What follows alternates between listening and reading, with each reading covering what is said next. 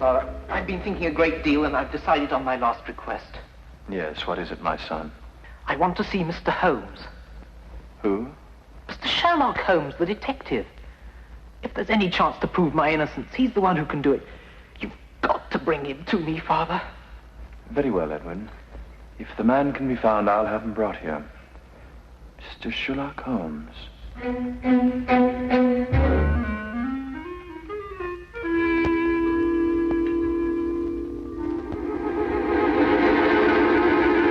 Watson? I want you to assist me in a rather unusual experiment. Experiment? What kind of an experiment?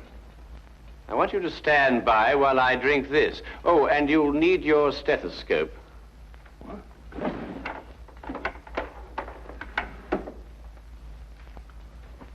I say, Holmes, is it lethal? Of course not. You don't think I'd take a chance like that, do you? Are you ready?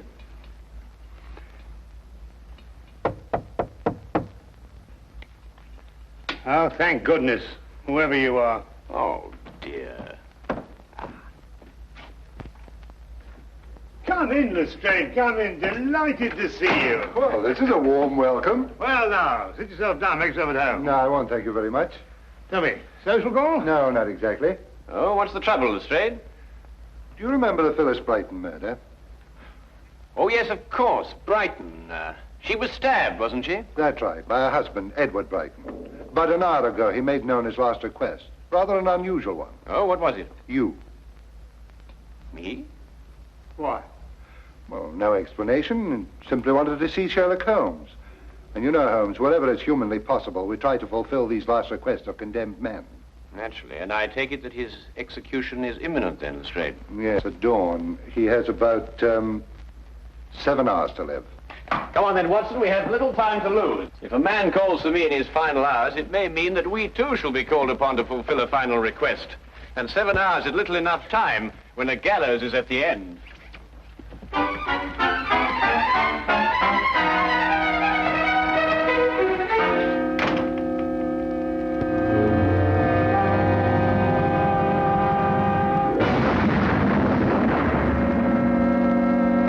Suddenly it came to me, Mr. Holmes.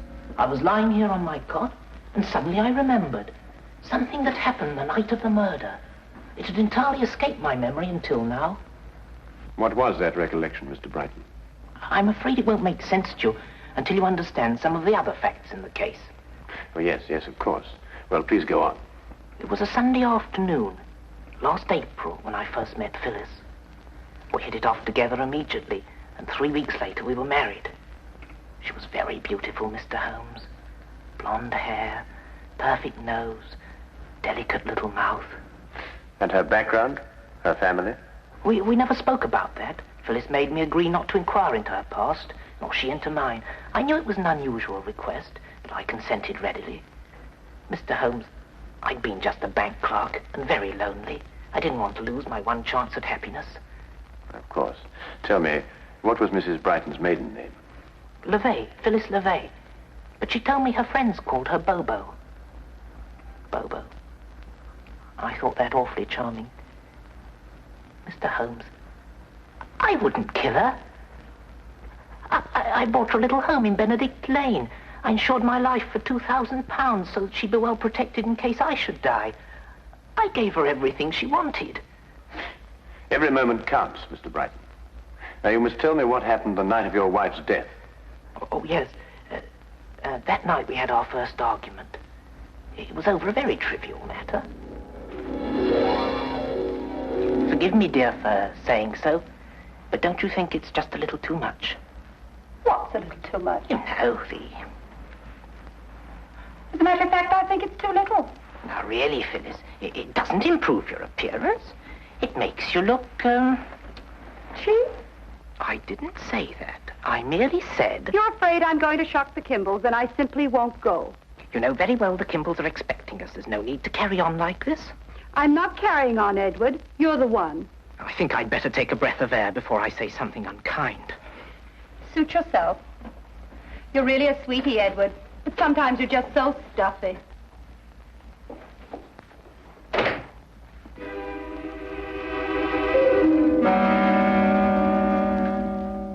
was the extent of it, Mr. Holmes. It was just a mild little row. But at the trial, the neighbors testified we had a violent argument that night. To this moment, I can't understand why they should say such a thing. After you left your wife, what did you do? I merely walked. I don't know exactly where. I just walked. After a while, I began to think of some way to apologize to Phyllis. I didn't want to make her unhappy, even over the smallest thing. I must have traveled a good long distance when suddenly I began to feel ill. Ill? Yes, I'd contracted malaria as a young man in South Africa. I knew I was in for another one of my seizures. Dr. Watson, you know what malaria does to a man? Oh, yes, indeed. High fever, sweats, chills, and sudden fainting spells. That's it. With the first chills, I instinctively turned back towards the house. I had medicine there that would lessen the effect of the attack. I wasn't aware of the street or anything around me. Each step I took became a struggle.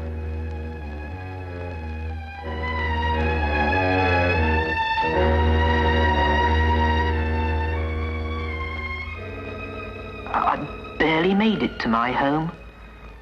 I stumbled onto the front steps, and there it was, on the ground. I knew it didn't belong to me, but instinctively I reached for it. And that's all I remember. When I came to, the house was swarming with police and Phyllis was dead. This object you saw on the ground, what was it? That's the maddening part. I don't remember. I'm only positive there was something, and it didn't belong to me. But, Mr. Brighton, have you any recollection of its general shape, size, or color? No, sir. Nothing beyond what I've told you. This has been most illuminating. Good night, Mr. Brighton. Come, Watson. I realize I haven't given you very much to go on, Mr. Holmes. Perhaps not even the slender thread you require. But a man will pray for a miracle when he's only a few hours remaining on this earth.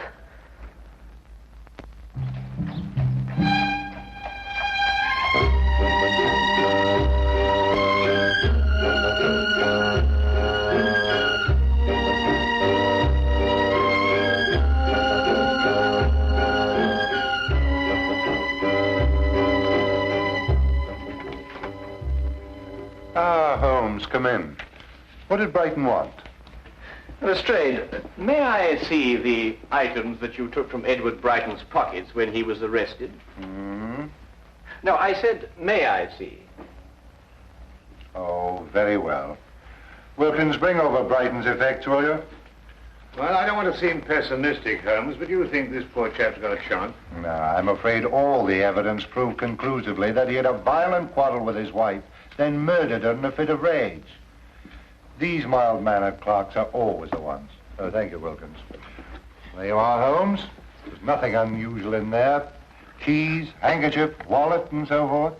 Yes, just as Lestrade says, nothing there but common or garden personal effects, Holmes. Well, I, for one, wonder where we go from here.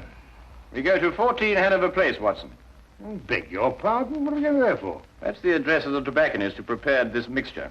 Yes, I can see that's the address, but I still don't understand. Quite obvious, Watson. Brighton in his cell was smoking the inexpensive, ordinary sea shanty brand of tobacco. Well, that's a specially prepared blend, only made for the well-to-do connoisseur. You'll note the burley base, a touch of latakia, and a certain amount of yenijay leaf. Extraordinary olfactory perception, Holmes. But what has the man's smoking habits to do with the case? Perhaps everything, Lestrade. It's my guess that Phyllis Brighton had a visitor that evening, while Edward Brighton was roaming the streets. And this is the something that he picked up on his return. The something that he couldn't recall. Come, Watson. The scent of this tobacco may very well lead us to the real murderer. And we have little time to lose. Good night, Inspector.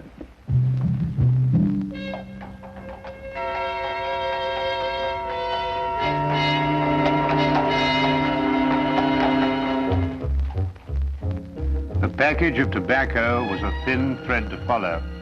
and it seemed a desperate chance for Holmes to take. With only a few hours standing between Brighton and death, there was no time for false leads that would have to be abandoned. A mistake now could mean disaster.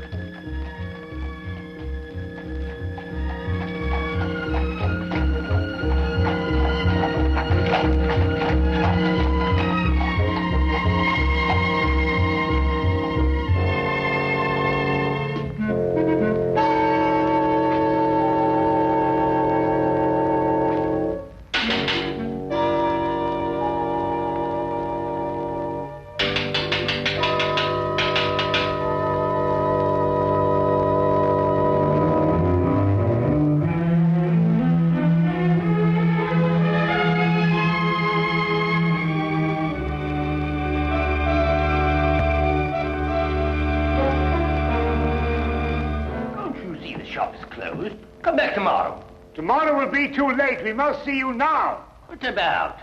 Murder. Murder? Murder. Oh, well, I could do with a good cigar. Yeah, I don't believe we'll have time for that, Watson. You choose a cigar like another man chooses a wife. Oh, I say, really, Holmes. Murder? Yes. My name is Sherlock Holmes. This is Dr. Watson. May we come in, please? Oh, it's Mr. Holmes. Indeed, do come in. Come in. Thank you. My shop is at your disposal. Mr. Carruthers, a man's life is at stake. The information you may give us may very well save him from the gallows. I'd like to have a look at your client's ledger with the names and addresses of all those who smoke this blend of tobacco. Why, certainly, Mr. Holmes. It's my own special mixture, you know. Not many of my clients have the discernment or the cash to smoke it. I hope this will be some help to you. But I say, Holmes, there's at least 50 names on that list. It'll take days to check through all of them, and time's getting desperately short. Aha. Mr. Langsley Prime, 8 Groveley Square.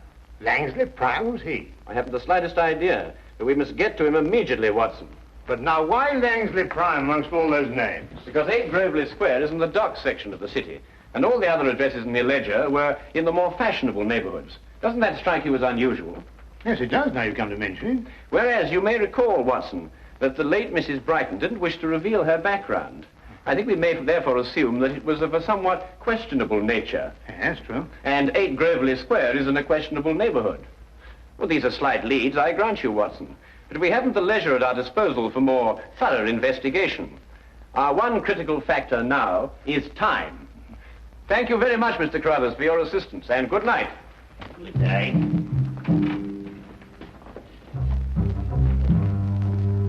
Murder.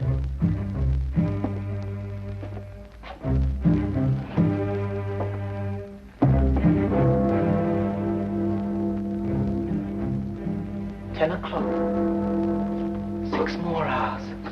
Inspector Lestrade, do you really think Mr. Holmes will discover anything? If there's anything to be discovered, he's the man to do it. I wonder where he is now. It seems impossible. All I could give him were a few hours of vague memory.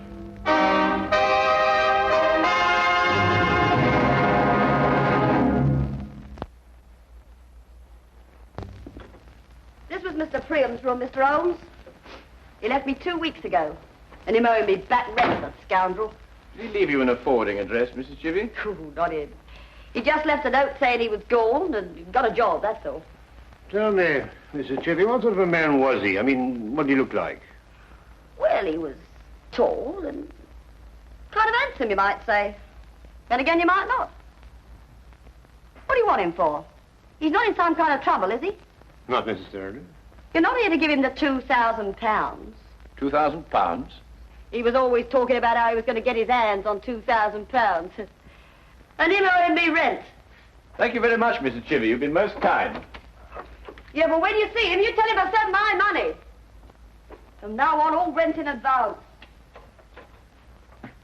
Well, Watson, that's one more link in a strange chain of events. Tell me, what's the time now? Must be after 10. Ah, then we just have time to get to the theatre. The theatre? Yes, we don't want to miss the last act. Now, look here, Holmes, you can't do a thing like that. I mean, the theatre at a time like this.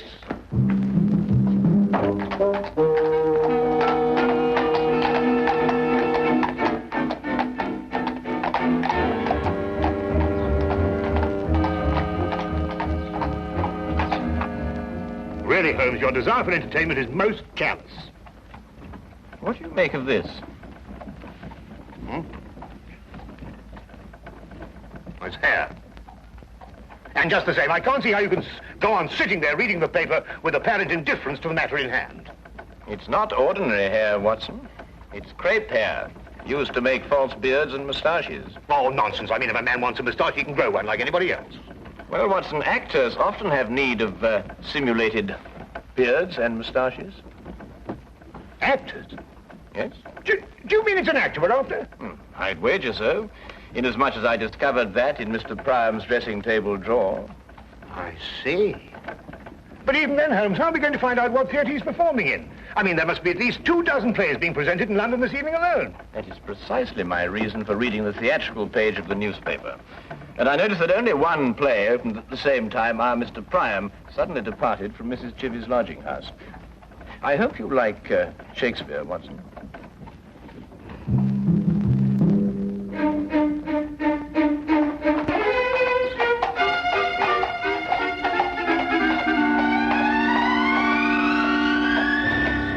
Nobody goes backstage, those are my orders. But my good man. If you're from the costumes company, you can't touch a thing till after the show. Mr. Pettifoot says he'll be able to pay by the end of the week. I am not here for the costumes. I'm here on a very much more important matter, one in which every moment counts. Mr. Pettifoot says? See here. This gentleman here was Sherlock Holmes. Sherlock Holmes, the detective? Yes. Checkmate.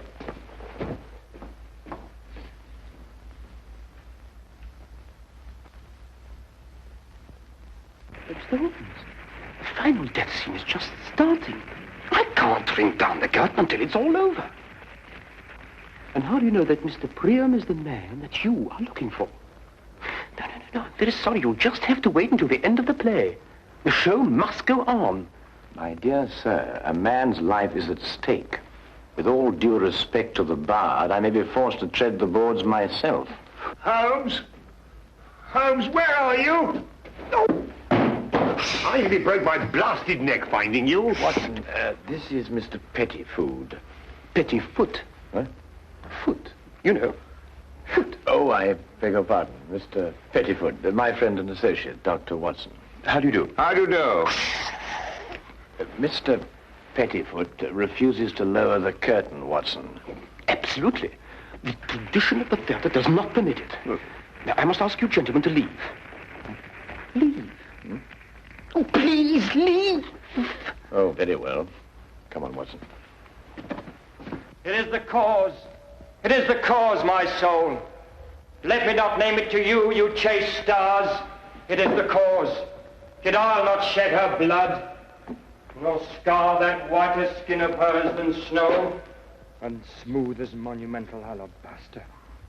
Yet she must die, else she betray more men.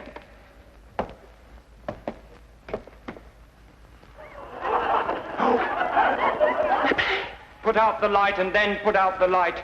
If I quench thee, they flaming minister, I can again their former light restore. Should I repent me, but once put out the light. Thou cunning's pattern of excelling nature, I know not where is thy Promethean heat, but can thy life illume? When I have plucked the rose, I cannot give it vital growth again. It needs must wither. I'll smell it on the tree. Oh, balmy breath that dost almost persuade justice to break her sword. One more! One more! Be thus when thou art dead, and I will kill thee. What have you done? What have you done? Oh, quick, take us to Priam's dressing room. Oh, all right, I don't care what happens anymore. I'll be ruined. I'll be the laughing stock of the theatre. Detectives in Shakespeare. Strike when it doth love. She wakes. Yeah.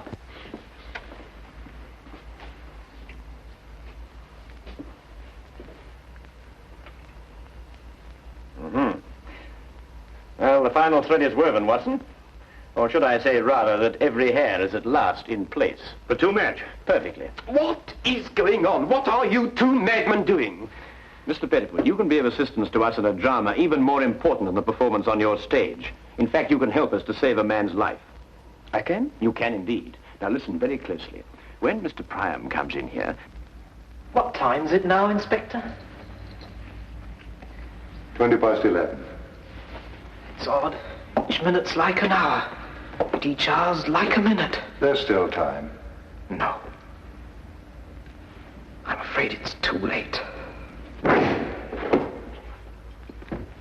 Telephone call for you, Inspector Lestrade. Very important, sir. Oh, thank you, officer.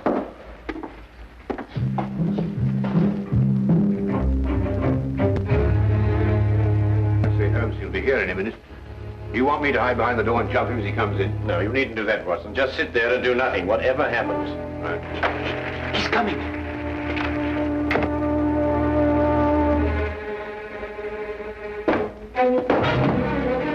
You! How dare you? You ruined my scene! That, I believe, will only be the least of it. Well, who are you and what do you want? In answer to your first question, my name is Sherlock Holmes. In answer to your second, I want you for the murder of Phyllis Brighton. Murder? Phyllis Brighton?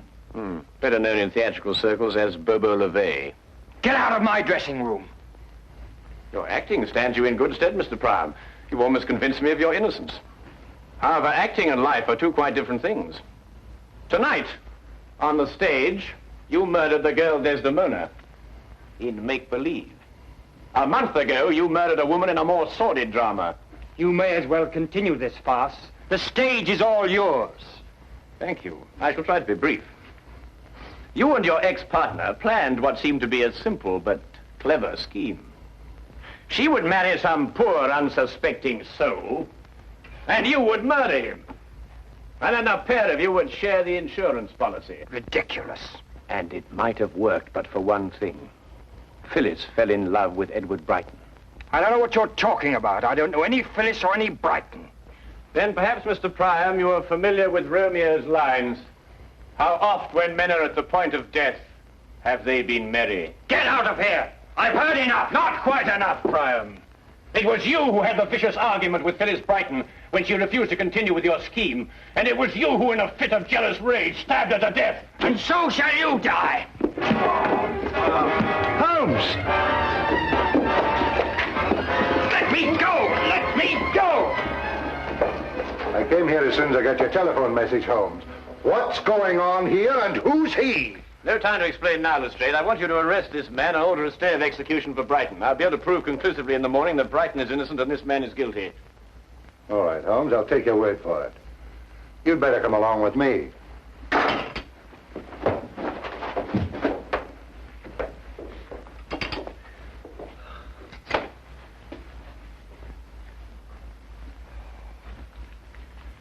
Oh, I must admit, Holmes, I've been far too shaken to think clearly, but just the same, I can't believe it. I mean, with my very eyes, I saw him stab you with that dagger. Holmes, what on earth? Watson, if actors were allowed to use real weapons on the stage, the mortality rate would be something fantastic. Observe how the blade disappears into the handle.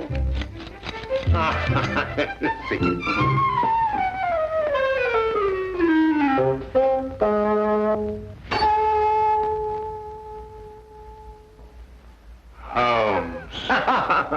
Oh.